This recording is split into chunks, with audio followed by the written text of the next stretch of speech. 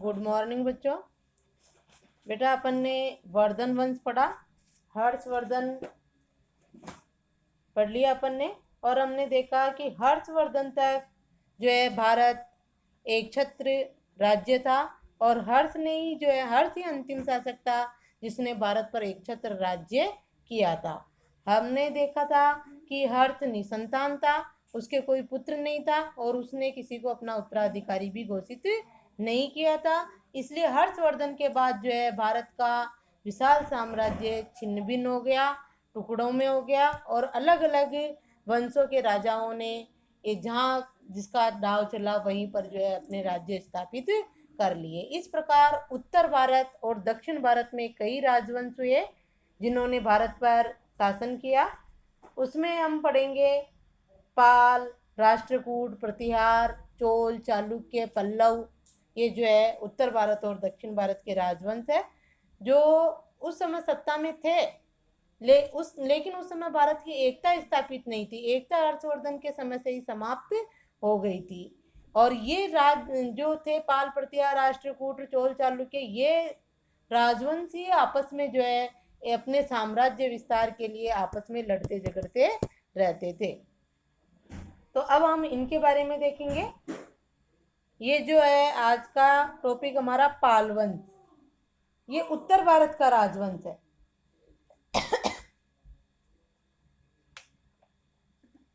उत्तर भारत यानी कर्क रेखा से ऊपर। और यहाँ उत्तर भारत में 3 प्रमुख राजवंश थे, और भी थे छोटे मोटे, लेकिन प्रमुख राजवंश थे पाल, प्रतिहार और राष्ट्रकूट। पाल, प्रतिहार और राष्ट्रकूट। तो इनमें संघर्ष चलता रहता था, यही आपस में लड़ते रहते थे। पाल, प्रतिहार और राष्ट्रकूट जैसे छोटे छोटे राज्य थे ना, उनको जीत जीत के अपने साम्राज्य में मिलाकर साम्राज्य विस्तार के लिए आपस में लड़ते रहते थे। तो इन तीनों के संघर्ष को पाल, प्रतिहार और राष्ट्रकूट, इस तरह लिखते हैं इनको, पाल और ऐसे क्रॉस करके पाल, प्रतिहार, प्रतिहार और फिर क्रॉस करके राष्ट्र, यानी ये ही आपस में लड़ते झगड़ते रहते थे। इसको त्रिकोणात्मक संघर्ष कहते हैं। क्या कहा जाता है इसको? त्रिकोणात्मक संघर्ष। तो त्रिकोणात्मक संघर्ष किस वंश के शासकों के समय हुआ? पाल, प्रतिहार और राष्ट्रकूटों के समय। इनमें जो है तीनों वंश आपस में लड़ते झगड़ते रहते थे, उसको त्रिकोणात्मक संघर्ष कहा गया। देखो अब इसकी भी आपको जो है सारणी बनानी है, और सारणी बनाकर जैसे अपन ने मौर्य वंश की उसकी बनाई ना, अभी मैं नंबर डलवाती जाऊंगी। प्रथम शासक कौन है, दूसरा कौन है, संस्थापक कौन है, अंतिम शासक कौन है, ये सब सारणी बनाकर आपको लिखना है। देखो, इस वंश का उद्भव बंगाल में 750 ईस्वी। कब हुआ? बंगाल में। कहाँ हुआ? बंगाल में। कब हुआ? 750 ईस्वी में गोपाल से माना जाता है। तो संस्थापक कौन था इसका? गोपाल। ये पहला शासक। नंबर डाल लो, आप भी किताब खोल के बैठो और जैसे सारणी बनाओगे ऊपर लिख दो पाल वंश स्थापना 750 ईस्वी में, और इधर लिख दो गोपाल ब्लैक पेन से। अब आगे देखो, और गोपाल को लिख दो संस्थापक। ठीक है, नंबर डालते जाना शासकों के। तो पाल वंश का उद्भव बंगाल में लगभग 750 ईस्वी में गोपाल से माना जाता है, यानी संस्थापक कौन था? गोपाल। पाल वंश का दूसरा शासक धर्मपाल। 2 नंबर डाल लो धर्मपाल पे। दूसरा शासक धर्मपाल इस वंश का सबसे महान राजा था। एक नंबर का प्रश्न ये भी बन सकता है, महान या प्रतापी शासक कौन था? पाल वंश का प्रतापी शासक कौन था? तो कौन था? धर्मपाल। ये 1 नंबर का प्रश्न बनेगा यहाँ पर। ठीक है, और ये दूसरा शासक था, वैसे 2 नंबर डाल लो। उसने अपना राज्य कन्नौज तक विस्तृत किया, और प्रतिहारों तथा राष्ट्रकूटों के साथ हुए त्रिकोणात्मक संघर्ष, प्रतिहारों और राष्ट्रकूटों के साथ हुए त्रिकोणात्मक संघर्ष में भी अपने राज्य को इसने सुरक्षित रखा। किसने? धर्मपाल ने। धर्मपाल ने। जब पाल, प्रतिहार, राष्ट्रकूट तीनों में संघर्ष हुआ तब भी जो है धर्मपाल सुरक्षित था। उसके पुत्र एवं उत्तराधिकारी देवपाल, ये तीसरा शासक, पाल वंश का तीसरा शासक देवपाल। देवपाल ने भी कई युद्धों में विजय प्राप्त की। किसका पुत्र था? धर्मपाल का पुत्र देवपाल, तीसरा शासक। वह अपनी राजधानी पाटलिपुत्र से बंगाल ले गया। उसकी राज्यसभा में सुमात्रा के राजा बालपुत्र देव का दूत आया था। अब जैसे आप देवपाल लिखोगे तो उसके बारे में उसके सामने लिख देना है कि जो है वो उसकी सभा में सुमात्रा का राजा बालपुत्र का दूत आया था। 1 नंबर का प्रश्न पूछा जा सकता है कि सुमात्रा के राजा बालपुत्र देव का दूत किस शासक के समय आया था? तो पाल वंश के देवपाल के समय। इस तरह से कुछ भी छोटा प्रश्न बन सकता है।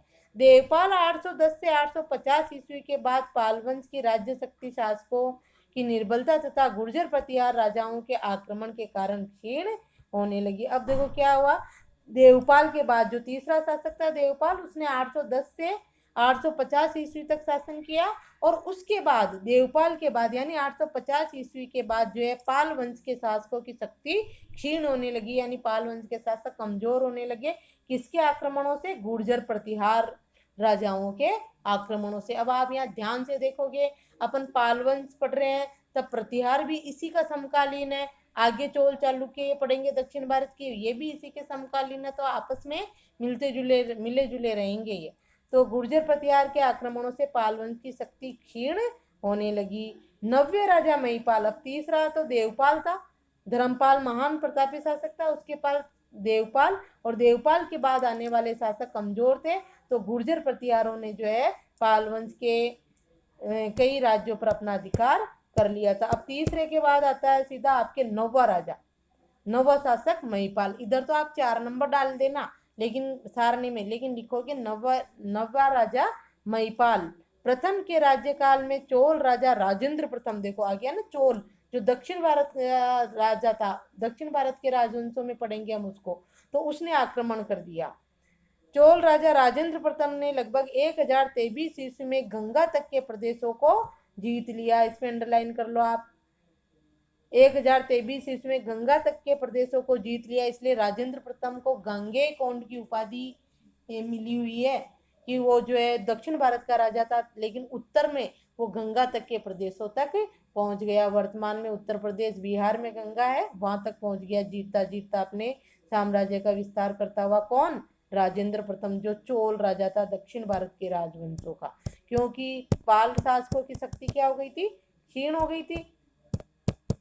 आगे देखो,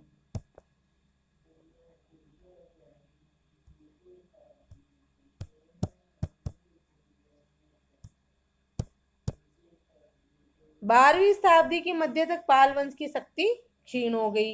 ये 1023 ईस्वी में गंगा तक के प्रदेशों, 1023 में 11वीं शताब्दी थी, और फिर 12वीं शताब्दी तक पाल वंशों की शक्ति क्या हो गई? क्षीण हो गई, बिल्कुल कमजोर हो गए पाल वंश 12वीं शताब्दी तक। तो पाल वंशी राजा बौद्ध थे। ये जो है इनकी सांस्कृतिक उपलब्धियां पूछी जाए ना अगर, तो ये यहाँ से आएगी, सांस्कृतिक, पाल वंशी शासकों की सांस्कृतिक उपलब्धियां, या पाल वंश के शासकों की व्याख्या में उनका परिचय देकर फिर ये उपलब्धियां हैं। ये पाल, आप लिख लो यहाँ पे उपलब्धियां। पाल वंशी राजा बौद्ध थे और उनके राज्यकाल में बौद्ध शिक्षा केंद्रों की बड़ी उन्नति हुई। नालंदा तथा विक्रमशिला जो शिक्षा के बड़े केंद्र थे उस समय, प्रसिद्ध महाविहारों को उनका संरक्षण प्राप्त था। उनका किनका? पाल शासकों का। प्रसिद्ध बौद्ध भिक्षु अतिशा 10वें पाल राजा नेपाल के राज्यकाल में तिब्बत के राजा के निमंत्रण पर वहां भी गया था। थोड़ा देखो, इन पे अंडरलाइन करो। ये जो विक्रमशिला और ये जो नालंदा विश्वविद्यालय थे, इनको इन्होंने संरक्षण प्रदान किया था पाल वंश के शासकों ने, और बौद्ध धर्म को भी इन्होंने जो है संरक्षण दिया। 10वां राजा जो था नेपाल, इस पे डाल लो अब कौन सा हो गया ये? चौथा। 5वां हो जाएगा वैसे क्रम में, और वैसे 10वां। नेपाल के राज्यकाल में तिब्बत के राजा के निमंत्रण पर वहां कौन आया था? बौद्ध भिक्षु अतिशा। तो ये प्रश्न 1 नंबर का पूछा जा सकता है कि बौद्ध भिक्षु अतिशा किस शासक के समय जो है भारत आया था? तो किस शासक के समय आया था? पाल वंश के 10वें शासक राजा नैपाल के समय। पाल वंशी राजा कला तथा वास्तुकला के महान प्रेमी थे। उन्होंने धीमान तथा विटपाल जैसे महान शिल्पियों को संरक्षण प्रदान किया था। देखो मैं प्रश्न भेजूंगी, उनमें हो सकता है सारे प्रश्न नहीं हो, लेकिन आप प्रश्न जैसे वीडियो में बता रही हूँ वो भी करोगे आप। तो देखो, धीमान तथा विटपाल शिल्पी किस काल के थे? किस काल के थे? पाल वंश के काल के थे। पाल युग के अनेक जलाशय दीनापुर जिले में अभी भी बचे हुए हैं। अभी भी दीनापुर जिले में जो है पाल वंश के, पाल युग के जो है जलाशय यानी तालाब अभी भी देखने को मिलते हैं। तो आप ये क्या कर लोगे, पाल वंश की सांस्कृतिक उपलब्धियां, 4 नंबर का प्रश्न पूछा जा सकता है। तो पाल वंश की उपलब्धियां, ठीक है, उपलब्धियां करोगे आप, यहाँ लिख लो आपकी किताब में भी आप, ठीक है। अब देखो आप आगे, राष्ट्रकूट वंश, पाल वंश का परिचय, शासकों के नाम और इनकी सांस्कृतिक उपलब्धियां। राष्ट्रकूट वंश, इस राजवंश की स्थापना दंती दुर्ग ने 1736 ईस्वी में की। ये सब समकालीन ही है, आसपास ही मिलेंगे। जैसे वो 1750 में की थी, इसकी 1736 में किसने की, दंती दुर्ग ने। 1 नंबर का प्रश्न पूछा जा सकता है आपके ये भी, कि राष्ट्रकूट वंश की स्थापना कब व किसने की। तो आप क्या लिखोगे, राष्ट्रकूट वंश की स्थापना 736 ईस्वी में दंती दुर्ग ने की। उसने नासिक को अपनी राजधानी बनाया। उसने अपनी राजधानी किसे बनाया, नासिक, जो भी कहाँ है, महाराष्ट्र में। नासिक को अपनी राजधानी बनाए, नासिक गुजरात, गुजरात सॉरी। इस वंश में 14 शासक हुए। इस वंश में कितने शासक हुए, 14। दंती दुर्ग वातापी के चालुक्यों के अधीन सामंत था। चालुक्य, चोल चालुक्य दक्षिण भारत के, चालुक्य के अधीन सामंत था। उसने अंतिम चालुक्य शासक कीर्ति वर्मा द्वितीय को पराजित करके दक्षिण में चालुक्यों की सत्ता को समाप्त कर दिया था। नासिक, महाराष्ट्र। कृष्ण प्रथम ने एलोरा में सुप्रसिद्ध कैलाश नाथ मंदिर का निर्माण करवाया था। एक प्रश्न बनेगा यहाँ पे 1 नंबर का, कि एलोरा में कैलाश नाथ मंदिर का निर्माण किस शासक ने कराया। तो किसने कराया था, कृष्ण प्रथम ने। अब जैसे नंबर डाल लो, राष्ट्रकूट वंश का प्रथम शासक कौन था, दंती दुर्ग। दंती दुर्ग पे 1 नंबर डालो। फिर कौन आएगा दंती दुर्ग के बाद, कीर्ति वर्मा आ जाएगा द्वितीय। तीसरे में कौन आ जाएगा, कृष्ण प्रथम आ जाएगा। 3 शासक, तीनों पे नंबर डाल लो, ठीक है। अब देखो, इस वंश के चौथे शासक ध्रुव, चौथा शासक कौन आया, ध्रुव। इन पे अंडरलाइन करते जाओ, कृष्ण प्रथम पे अंडरलाइन करके 3 नंबर डाल लो। चौथा शासक ध्रुव ने गुर्जर प्रतिहार शासक वत्सराज को पराजित किया था। अब इस पे अंडरलाइन कर लो। जब अपन गुर्जर प्रतिहार वंश पढ़ेंगे तब भी पढ़ेंगे इस बात को, कि ध्रुव ने, राष्ट्रकूट वंश के चौथे शासक ध्रुव ने गुर्जर प्रतिहार शासक वत्सराज को पराजित किया। और 5वें शासक गोविंद तृतीय ने गुर्जर प्रतिहार शासक नागभट्ट द्वितीय और पाल शासक धर्मपाल को पराजित किया। इस पे अंडरलाइन कर लो। तो राष्ट्रकूट वंश का शक्तिशाली शासक हो गया गोविंद तृतीय, जिसने गुर्जर प्रतिहार शासक नागभट्ट द्वितीय को और पाल शासक धर्मपाल को पराजित कर दिया। और नागभट्ट द्वितीय और धर्मपाल दोनों ही अपने वंश के भी प्रतापी शासक थे। अपन ने पढ़ा था ना पाल वंश में, धर्मपाल जो है महान शासक था, और नागभट्ट द्वितीय भी जो है प्रतिहार वंश का प्रतापी शासक था, जिसको दोनों को ही राष्ट्रकूट वंश के गोविंद तृतीय ने पराजित कर दिया। 5वां शासक था, है ना, गोविंद तृतीय ने गुर्जर प्रतिहार शासक नागभट्ट और पाल शासक धर्मपाल को पराजित किया। और ध्रुव ने गुर्जर प्रतिहार शासक वत्सराज को पराजित किया, ठीक है। आगे देखो, उसने राष्ट्रकूटों की साम्राज्य को मालवा प्रदेश से कांची तक विस्तृत कर दिया। छठा शासक अमोघ वर्ष शांति प्रिय था। छठा शासक कौन था, अमोघ वर्ष। सारणी बनाओगे जब नंबर से नाम लिखोगे, जिसने लगभग 64 वर्ष तक राज्य किया।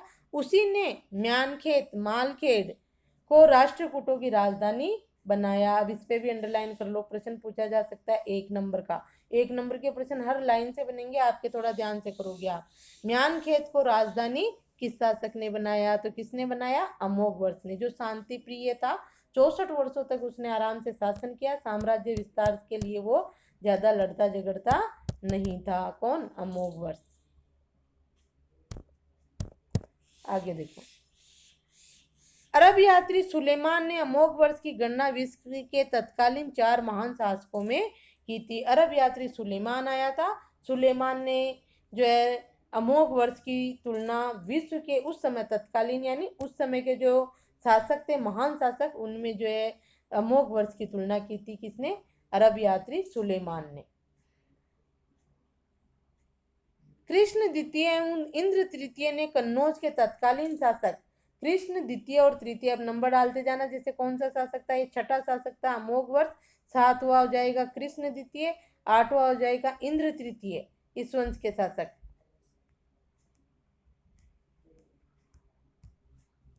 को पराजित करके इसको कृष्ण द्वितीय तथा इंद्र तृतीय ने कन्नौज के तत्कालीन शासक महिपाल को पराजित करके, कन्नौज के तत्कालीन शासक जो महिपाल था, उधर पढ़ा था अपन ने महिपाल, नौवा शासक था ना पाल वंश का, वो पराजित करके भागने को विवश कर दिया। 12वें शासक कृष्ण तृतीय ने शासन काल में राष्ट्रकूटों को दक्षिण के चोल शासकों से एक दीर्घकालीन संघर्ष आरंभ हो गया। और 12वां शासक था कृष्ण तृतीय। कृष्ण प्रथम तो कौन, जिसने जो है वो कैलाशनाथ मंदिर का निर्माण करवाया था एलोरा में।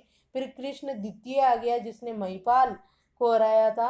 अब कृष्ण तृतीय, इसने जो है 12वें शासक कृष्ण तृतीय के शासनकाल में राष्ट्रकूटों को दक्षिण के चोल शासकों से, जो चोल शासक अपन दक्षिण के राजवंशों में पढ़ेंगे, उनसे दीर्घकालीन संघर्ष आरंभ हो गया। किसका, कृष्ण तृतीय का। इस तरह ये त्रिकोणात्मक संघर्ष चलता रहा। राष्ट्रकूटों का पराभव कल्याणी के चालुक्य द्वारा हुआ। पराभव का मतलब होता है उनका अंत, यानी उनकी हार। कल्याणी के चालुक्य द्वारा वह चालुक्य शासक तेलप ने 973 ईस्वी में इस वंश के कर्क द्वितीय को पराजित करके म्यानखेत पर अधिकार कर लिया। चालुक्य शासक, भाई चोलों से तो इनका संघर्ष हुआ, चलता रहा। कृष्ण तृतीय के समय अपन ने पढ़ा ना, कृष्ण तृतीय के शासन काल में राष्ट्रकूटों का दक्षिण के चोल शासकों से दीर्घकालीन संघर्ष होता रहा, लड़ते झगड़ते रहे आपस में। लेकिन राष्ट्रकूटों का पराभव, पराभव का मतलब अंत, जो है कल्याणी के चालुक्यों द्वारा हुआ। किस चालुक्य, जो ये भी उसके दक्षिण भारत के राजवंशों का राजवंश है एक, चालुक्य द्वारा हुआ। चालुक्य शासक तेलप ने, चालुक्य शासक कौन, तेलप ने 1973 ईस्वी में इस वंश के कर्क द्वितीय, इस वंश के राष्ट्रकूट वंश के कर्क द्वितीय को पराजित करके म्यानखेत पर अधिकार कर लिया। म्यानखेत को जो है अमोघ वर्ष ने म्यानखेत को राष्ट्रकूटों की राजधानी बना ली थी ना, तो उस म्यानखेत राजधानी पर अधिकार कर लिया। किसने, चालुक्य शासक तेलप ने। राष्ट्रकूट शासक वैदिक धर्म के प्रबल समर्थक थे। उन्होंने कई भव्य मंदिरों का निर्माण करवाया। वे संस्कृत तथा कन्नड़ साहित्य के पोषक थे। अरबों ने इस वंश के शासकों को बल्हार या बलराज संबोधित किया। ये हो गया आपके पाल और राष्ट्रकूट वंश। अब अगला आएगा आपके गुर्जर प्रतिहार वंश, जो इन तीनों वंशों में इम्पोर्टेंट है। ठीक है, तो गुर्जर प्रतिहार वंश को हम अगले वीडियो में देखेंगे। आज का HW आपका होगा बेटा, ये सारणी बनाओगे आप पाल वंश की और प्रतिहार इसकी राष्ट्रकूट वंश की, और एक एक नंबर के प्रश्न जो भी मैंने इसमें बताए हैं आपको, या आपको लग रहे हैं कि यहाँ 1 नंबर का प्रश्न बन रहा है, तो वो आप करोगे। इनकी सारणी बना लेना। और वैसे पीछे भी है, पाठ के पीछे प्रश्न, पाल वंश पर टिप्पणी लिखिए, राष्ट्रकूट वंश पे, इस तरह के 4 नंबर के प्रश्न बनेंगे इसके। राष्ट्रकूट वंश पर टिप्पणी लिखिए, या जैसे पाल वंश का बन जाता है कि पाल वंश के शासकों का परिचय दीजिए और उनकी सांस्कृतिक उपलब्धियों का वर्णन कीजिए। तो ऊपर वाले पैराग्राफ में शासकों का परिचय और नीचे वाले पैराग्राफ में सांस्कृतिक उपलब्धियां हैं। ठीक है, इस तरह से आप साथ का साथ काम भी करते जाओ। अब कल के वीडियो में गुर्जर प्रतिहार वंश को देखेंगे, जो इम्पोर्टेंट है इस तीनों वंशों में। देखो, ठीक है।